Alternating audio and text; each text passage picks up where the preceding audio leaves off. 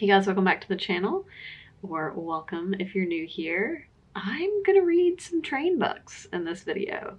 So I was inspired because I saw Monica Kim reference a book that is like fully set on a train, and my kid is obsessed with trains. Our house is just like all things trains. We have so many train children's books. Like I stacked them one time and it was legitimately 3 feet tall of just children's books. So we read a lot of children's books about trains, and I thought, what if I read adult books about trains? So that's what I'm going to do. I have kind of looked everywhere, went on Reddit, looked at my own collection, did a lot of Google searches to find books set on trains. And there are a lot. I actually have a Storygraph category now with train books. I'm not going to read all of them in this video, so if you want a part two, then let me know. But yeah, I've picked out 3 books that I could get my hands on, and I am going to read those 3 in this video. The first train book I'm going to read is The Cautious Traveler's Guide to the Wastelands by Sarah Brooks. So I first saw this book on Monica Kim's channel. I will link that video down below. And she was talking about this, and I was like, that sounds really interesting. I like train books, or I like trains. And so that's kind of why I picked it up. It's I'm not sure if it's speculative or like science fiction fantasy. I'm not totally sure. Because I didn't really do a ton of research. I just like put it on a list of things that I would be interested in, and then I saw it at Barnes and Noble the other day, and I just decided to pick it up. And here I am reading it first. So yeah, I guess we'll find out together what this book is about. I know that I listened to Monica talk about it, but I don't remember anything about it. So there's that. So I am at the 50% mark of this book, and I'm enjoying it. It's really weird. We're basically following these handful of characters who are on this train that goes through what they call the wasteland. So it's between Beijing and Moscow, and it goes through Siberia. But like the wastelands, or like that area, has been walled off between Beijing and Moscow because there was like something, the land was changing, and like weird or unexplained things were happening. And so we're following these characters who are on this train. The last time that the train made the journey, something happened, and none of the crew remember what happened. And there's like this, the company is like who owns the train and who I think walled off that area. And so we are like slowly finding out little tidbits about like the wastelands and the previous journey and the different people, because very many of them have something to hide, or some like not like straightforward reason for being on the train. And yeah, it is weird. So I'm 56% through it, and I still don't really know what's going on. We're following a girl who was born on the train and who has always been on the train. We're following a girl who's going by a fake identity, who's the daughter of the man who made the glass that's on the train. And something has happened, like her father is no longer living. There's a whole thing about that. And then we have like a couple of people who are like scientists or professors that we follow. And like what they're, I'm still not totally sure what some of those are, what one of those is doing. But yeah, it's just getting all these different tidbits, and it's like the setting of the train is really neat. It's very like visceral in the descriptions of like the rail, like the way that these people who like the porters and the girl who's born on the train, how like the thrum of the train on the rails is something that's comforting to them. And it's just like, I think it's really well described, and I'm very curious where it's going to go in the second half of this book, because I feel like the whole wasteland thing could go several ways, being that like the company did something in that area that caused like mutations or something to be wrong with the land, and they're trying to like contain their secret.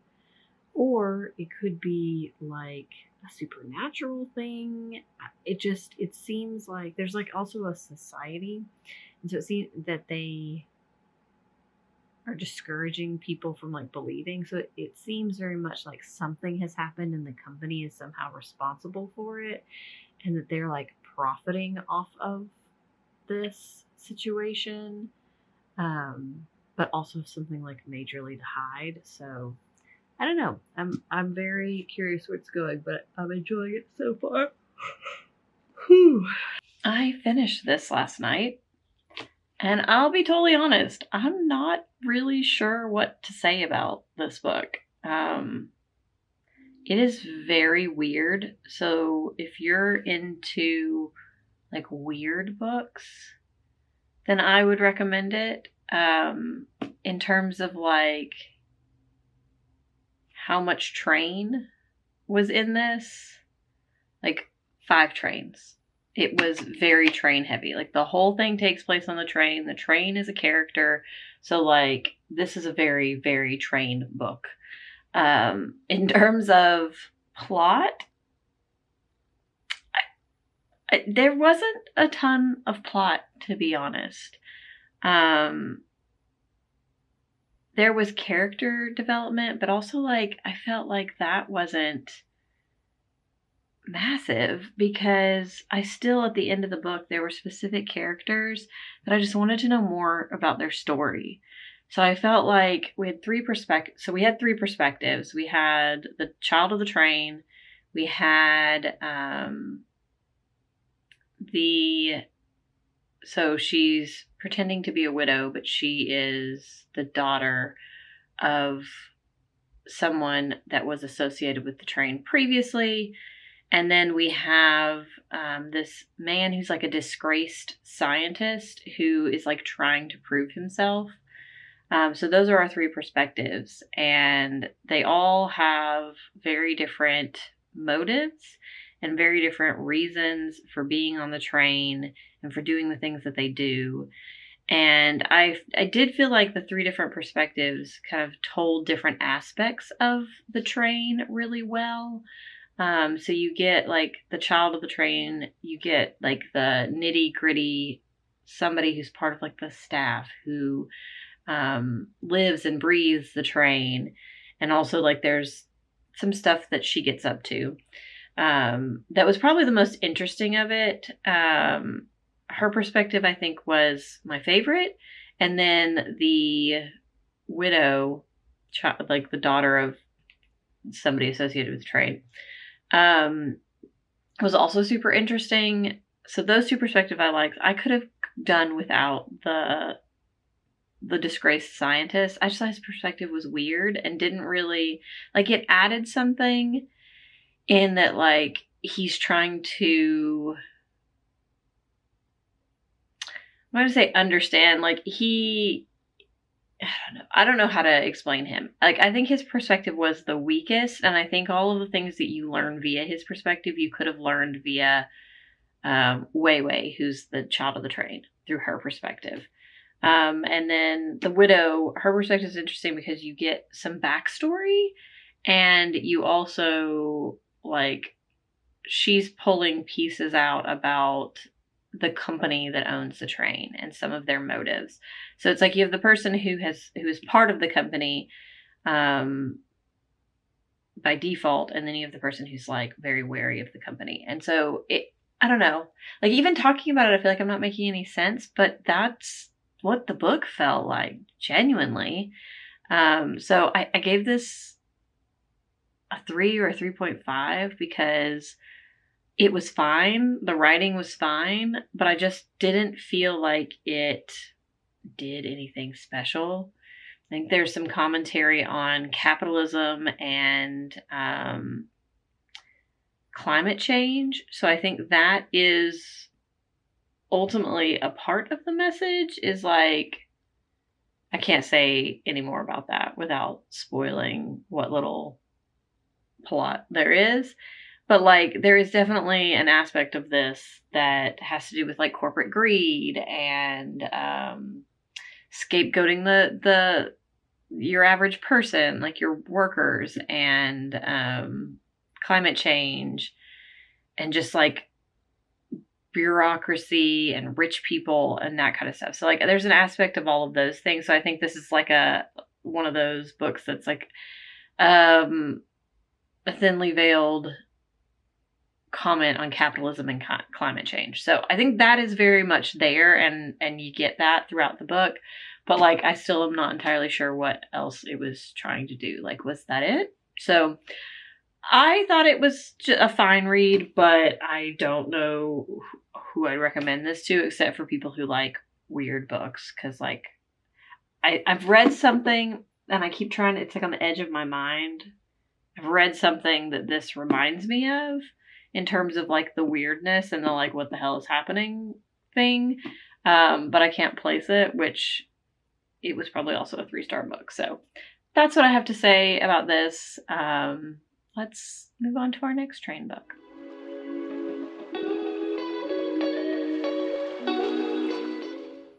This is up next. So this is Snowpiercer by Jacques Loeb. And it is a graphic novel that was originally written in French. There's the translator. I think it's Virginie Slave, something like that. But yeah, so it's a French translated graphic novel. There's 3 in this, like, it's like a trilogy, but all 3 of them are written by different people. This one was, I think, originally serialized. And yeah, I don't really know much about it, except that it takes place on a train. It's post-apocalyptic, and there's a lot of snow. So I am going to find out what this is about. I might update you halfway through. It's only 110 pages, so I might update you, I might not. We'll see. But yeah, let's go. All right, so JK, I have read 40 pages of this, and that's where I'm going to stop for tonight, I think. But definitely has, like, it's black and white, and it has a very, like, dramatic art style.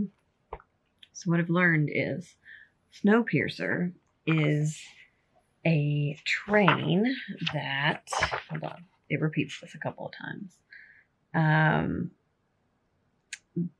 It has 1,100 carriages, and essentially the world is just a frozen wasteland, and Snowpiercer is a train that's just like going around and around and around the world on an endless track with like all that's left of humanity. And as humanity seems to do, it's divided by classes. And this is a story about somebody from like the tail section, or like the lowest class of this train society, and his attempt to move up in the train. So that's what we're dealing with here. It's interesting, and I can tell like how it was serialized, like where the breaks are in that. And it's a little, I'm not sure what I think yet. So I finished this. I don't know what to say about this, honestly. So this was published in 1982. As I said previously, it was written originally in French, translated to English. And I think that there are a couple of things about this that definitely make sense in that context. So it's also written by a man. There are a number of scenes in here where, like, there is nudity, but it's like full frontal nudity of a female, and yet the man is like completely covered. And it happens a few times. Like, they are trying to escape these like guards who are chasing them, and then just like a naked woman will stumble into the corridor. And it's like A, very male gaze in the science fiction world, B, very French. And I think if it wasn't French, then I would have been like very eye-rolly about it, but also like I understand the cultural context of like nudity in France is not the same as like it's perceived in the US, and like I don't know. Like, I think those two things combined sort of cancel each other out, but just be warned that there's just like full frontal nudity of women, and there's like some sexual things that happen that are very like male gaze-y, that are just male gaze. But on theme, how many trains? It gets 5 trains, because the whole thing is set on a train. They never leave the train. They barely even talk about what came before the train. But essentially, this is like a post-apocalyptic, like climate fiction situation where like the world as we know it is just a barren wasteland of snow due to a war. And it's very evident that the rich elite have caused this, and there's like an allusion to like, did they do it on purpose? Were they prepared to leave the rest of civilization behind and just like take the rich with them? And then it's like this man who's just making his way through the train, and the things he sees, him as a person, and like what he's been through a little bit. But I do think it was still very surface level. It was more like an action film than like a book with a plot. So I think it's an interesting read. There is apparently a TV series. I don't think that it's a TV series that would be for me, because it would definitely be very like action heavy and anxiety ridden. As far as the train vlog goes, this is definitely set on a train. And I think that if you're into like action films, this might be something that you enjoy. But yeah, it was just okay. Initial reaction was to give it a 4, but I think honestly it's more like a 3.5, because the more that I think about it, the more I'm like, there wasn't really a plot. Like, there was a message, and a message that I think still holds true today, 40 years later. So like that, I think, is what my brain is responding to and saying like, this is a 4, but I think it's probably ultimately a 3.5.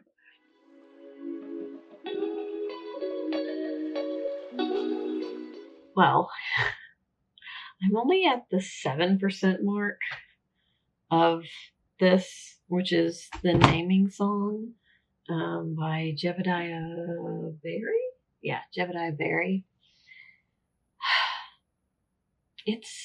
It's very indecipherable. Like, I don't have any idea what's going on. And I think that's the point. And I keep thinking, like, I don't know, do I want to read this? And I think if I wasn't doing this train blog, then I would just set it down and say, like, this isn't for me. But I want to give it a fair chance in this vlog. And my local indie bookstore, their fantasy pick for the month of January is this book. So I'm on the wait list for that book club, and I can always like bump off the wait list if I decide I don't want to finish it, because there's no guarantee I'll even get in, even where I am on the wait list. But I don't know, like the fact that my local bookstore thought enough of it to make it one of their book club picks is like also making me want to hold on. I don't know. It's basically these people, like, there's the named and the nameless, and there are ghosts and monsters, and the named live in cities, and the nameless are like wandering souls, sort of. Like they're people, but like, so they're alive, but they are like, I don't know, wild or something. I'm not sure I totally understand. And then we're following someone who they just call the courier because she's unnamed, but yet she's a courier, which is unusual because that's not usually their custom. And she keeps talking about her dad, and there's a ghost, and like, I have no idea. And they keep like talking about how they name things. So like they go out and they tell people words and what the word means, and there are all these things that don't have names because of something called the silent time. Are you following me? Because you're probably not. And that's how I feel reading this book, and it reads so slow. So I'm only 7% in, and I just never feel drawn to pick it up. So I think I'm going to give it until 10% and see how I feel about it. And then I might set it down and pick something else up and then come back to it at a later point, because I can't have like the first physical book, well, it's an ebook, but like the first book I'm reading of the year be bad or be a struggle. So, yeah. I decided to stick with the book. It's been a few days, a week. I'm not sure when I last checked in. But I have been reading it, and over the last 2 days, reading a lot more of it.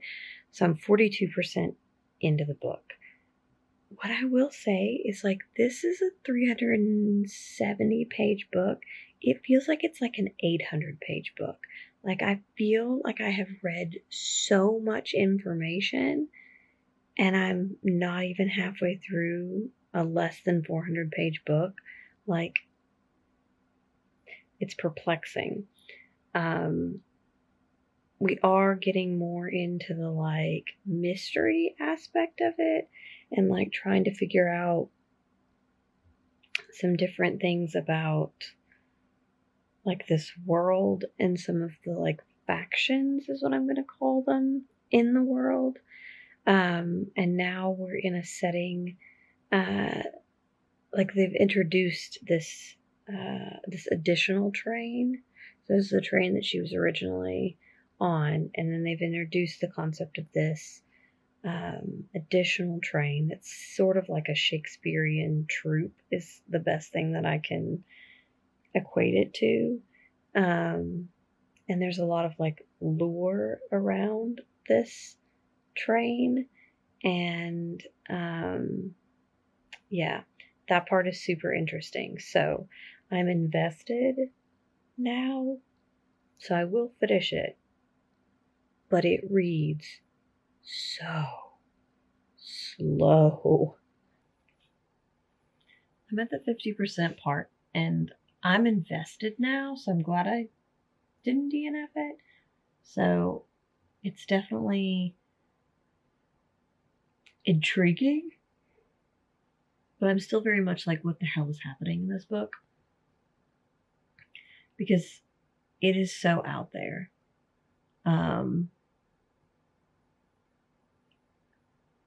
Like, I think I'm supposed to be confused. I think that's the whole point. But like, this whole like named versus unnamed, there's clearly some kind of conspiracy going on.